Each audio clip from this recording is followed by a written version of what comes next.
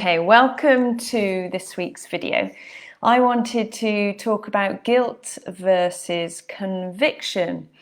Now, this may or may not be something you've thought about before, but it came back to me the other night because we were in a rush. We'd been out all day and I decided we were going to get fish and chips on the way home, which we did. It turned out to be not quite a quick option as I'd hoped, and we waited for quite a while, and actually I thought I could have just come back and put the oven on or whipped something together, it would have been fine. But anyway, first time I'd had fish and chips for quite some time, and enjoyed eating them in the main part, but afterwards just started to feel a bit like I didn't feel quite right, and I felt a bit kind of greasy and a bit bloated, and actually realised I didn't enjoy them too much and I would have rather have our own kind of version. And I would say that was a conviction that it didn't really suit my body that well. It was fine to have it if I wanted it occasionally. It's obviously when you're doing something not very often, it's not going to have any impact on your health massively. But I felt like it was a bit of conviction that actually I'd rather spend the money on other things and I'd rather have healthier, fresher things. But similarly, it could have gone the other way and I wouldn't have felt anything at all. But what I didn't feel was guilt. So I just wanted to explain a little bit about the difference between guilt and conviction. Do give me a hello if you're watching live. So the definition of guilt is the fact of having committed a specific crime or offence. So think about the last time you felt guilty.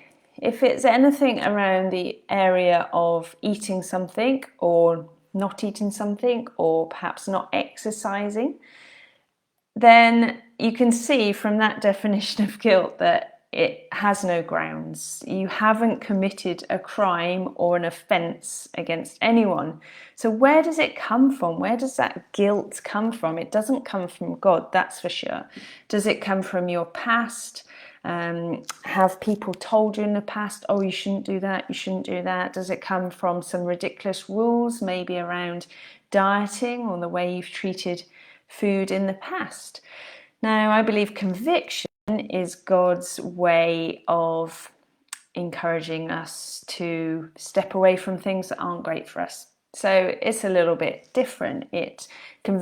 Guilt brings us down, makes us feel really rubbish and doesn't put us in a positive place, where conviction brings us up again.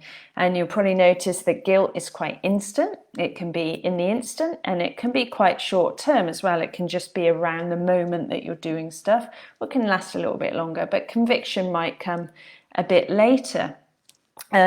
Guilt can happen, straight away. Conviction takes a bit longer, and guilt drives you down and conviction pushes you up. So conviction might have some logical ground. So in the case of the fish and chips, I think there was a bit of logical ground, as in I felt a bit heavy and a bit kind of and a bit lethargic. So maybe just an awareness. It wasn't the best choice in the end, and a gentle conviction of that.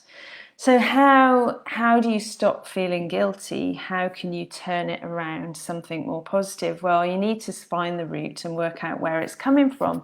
Is it a dieting mentality? Is it because something's been out of bounds so much that you feel now that you can't have it or you shouldn't have it, and you've somehow convinced yourself that you are committing an offence, which is actually obviously quite ridiculous. So have you got some ridiculous rules around what you're doing, and do you need to recognize those and ridicule them and replace them with something else that's more positive and encouraging?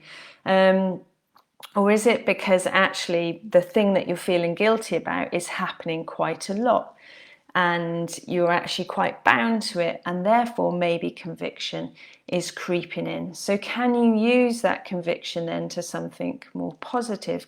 Conviction can really push us up, push us towards God, and push us towards making changes that are better for us. So can you switch it around, use a growth mindset, and think about what you can learn and what you can change?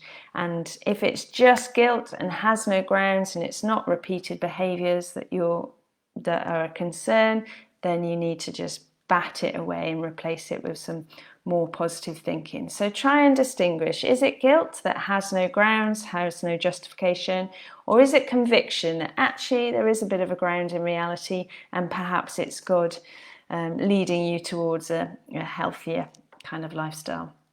So this is something we go into in a little bit more detail, and it forms part of our Healthy, Whole and Free course, which the next course starts on Wednesday the 5th of May. I'd love for you to join us if you'd like to learn more about this area and break free from some of the dieting mindsets that you've had before.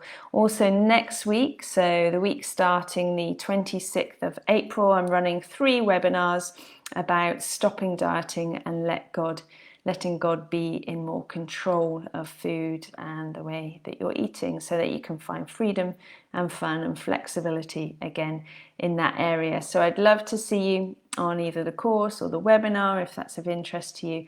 Otherwise, I hope this was helpful and interesting, and I'll see you all soon. Take care. Bye.